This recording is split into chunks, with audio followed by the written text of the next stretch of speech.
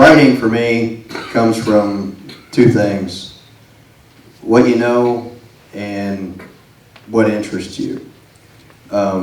It's not necessarily that bad people interest me, but it's how people are, the way that they are, and why they do the things they do, regardless of how horrible it is. I guess the easiest word is survivalist. I always look at blue collar life, and there was a writer called Larry Brown who was a really big inspiration on me, and he led me to read all these different Southern writers because it reminded me so much of my childhood growing up. My grandparents farmed, my grandfather hunted, and my father fished, and he was a Vietnam War vet, and there was all these stories and hanging out at a local VFW and with my dad, and then my dad, would be drinking and come home, and mom's like, we're supposed to be home hours ago, I was a kid and I never really thought about that, but when I started reading these other Southern writers, I was like, shit, they're writing about the shit that I've already lived, I was like, they're making money at it. But they were good writers, and I didn't know that I had the chops for it at the time, so it took a long time to be able to put that on a page, in a certain sense. And I also had kind of a wild, boisterous childhood, smoking pot and drinking beer and doing all kinds, going mailbox and all that kind of stuff, and egging and practical jokes. And I had a cousin who probably wrecked 3 or 4 cars, and he was just wild. He's settled down now, works for Ford, but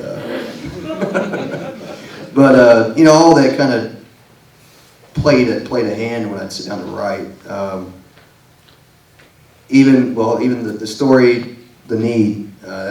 Originally, when I'd originally written it, I'd actually written it about one of the wrecks that he had.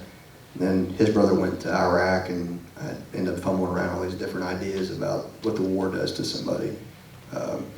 By thinking of my father and all the things that he's seen when he was in Vietnam, and he couldn't talk about for probably 20 or 30 years. In the past 10 years, he can actually talk about it. But that's where a lot of the ideas come from. And growing up, when I was in high school, I didn't really think about things like, you go over to somebody's house to buy dope, and you didn't realize here's this 30-year-old guy, and you're 16, and he's selling you pot. You don't really think this guy is kind of a lowlife. You just kind of accept me as somebody who's giving you some dope. You don't really think about that. And then here I am now. I'm 38 years old, and I run into him, and he's 58, and he's still selling dope, but he's living in a shack or out of his car, of course, or he's got out of the dope business and he's hooked on meth and didn't have any teeth anymore.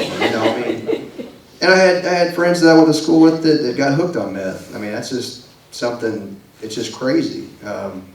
One guy was the basketball star in high school who didn't drink or ever do drugs, and it was his downfall. He got on it and could never get off of it. Now he's in jail, and who knows if he'll ever get out because he just keeps fucking on. I wanted to be able to show that in a sense. I guess it's a little more harrowing in these stories. The novel I wrote is a little more detailed about methamphetamine and bare knuckles boxing and all kinds of wild shit. But it's something that is in Indiana, but it's all over, those type of stories, and it's just something that people don't always write about. There's a certain venue of people who do, like Daniel Woodrow or Larry Brown, Tom Franklin, all those guys, and I think you need, or Don Ray Pollock's another one. You need more.